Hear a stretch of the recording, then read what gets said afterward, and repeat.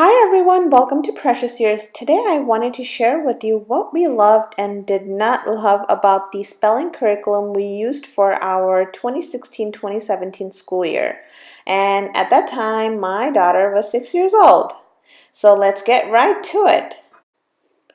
This is Spelling Workout Level B and it's designed for second grade level. I purchased it from Amazon and it was fairly inexpensive. I will link it in the description below for you. Also, a complete lesson plan for this can be found on Homeschool Panda, and I will leave the link in the description below, so if you choose to use it, then it can be easily added. Why reinvent the wheel, right? So let me first share with you the pros and why I chose this for her. First of all, it is open and go, and you don't really need to purchase any additional manipulatives with it. So I love that. And then it is divided up very easily into a 36-week chunk for me, as you see it in the table of contents.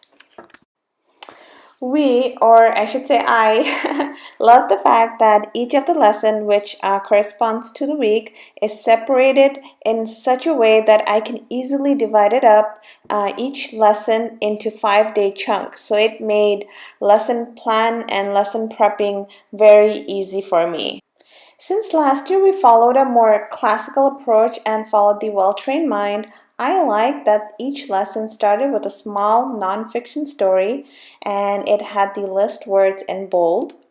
And then there are various different and small activities to practice the spelling of the list words. I, as the parent, really appreciated that all the activities weren't similar and it sparked and kept my daughter's attention. As you will see in the video, one day she found missing words of the list words, and another day she did word puzzle, and then another day she did proofreading, so she was correcting the misspelled words. So every day it was something new, so it was new and fun for her, even though they were the same list words that she's been practicing for throughout the week. The book is set up so that the 5th day you would have your child or student spell the words to make sure that they can spell it correctly. It's basically a test, but at our home we called it, let's see if we can move on to the next set of words. It is also nicely set up so you are focusing on similar skills for a few lessons, and then you can take a unit test to make sure that you're mastering it before you move on. And I really appreciate mastery level or mastery approach to learning. So you'll see that it makes sure that you understand consonants, short vowel, long vowel, blends, and such. It also included bonus tools such as including a dictionary of the words or the list words. So not only are they learning how to spell, but they're also learning the vocabulary. I am guilty of Googling words, so it was good that we learned how to read and understand dictionary through this as well, and then we purchased one to keep in our schoolroom. It also has the print and cursive letters in the back for reference. Then it also included the different marks for proofing documents. Some of it we didn't really use, but it kind of took me back to my college days. So I like that it included more than just the basics. Now that I have told you about all the positives, so let me now tell you about what we didn't like about it. After we got through about half of the book, my daughter no longer wasn't interested in the lessons. And then I found out it really wasn't about the curriculum or the book, but the words were too easy for her. My oldest, she's a naturally good reader and speller, so these words came too easy for her.